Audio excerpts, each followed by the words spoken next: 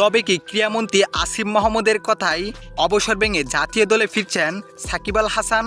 দর্শক, এইসবের বিস্তারিত জানতে না টেনে পুরো ভিডিওটি শেষ পর্যন্ত দেখুন। দর্শক, ভারতের বিপক্ষে দ্বিতীয় টেস্টের আগেই জাতীয় দল থেকে অবসর নেওয়ার ঘোষণা দিয়েছিলেন সাকিব আল হাসান। তবে এখানে তার একটি আবদার ছিল, যে আবদারটি হলো বাংলাদেশের মাটিতে তিনি শেষ টেস্ট খেলতে চান। তার কারণে বাংলাদেশ ক্রিকেট বোর্ডের কাছে সহযোগিতা চেয়েছিলেন, কেননা তার নামে হত্যা মামলা রয়েছে। যদি দেশে আসলে তার কোনো সমস্যা হয়, তার কারণে বাংলাদেশ ক্রিকেট বোর্ডের কাছে নিরাপত্তা চেয়েছিলেন। কিন্তু বাংলাদেশ ক্রিকেট বোর্ড একেবারেই মানা করে দিয়েছে, সাকিবকে নিরাপত্তা দেওয়া যাবে না।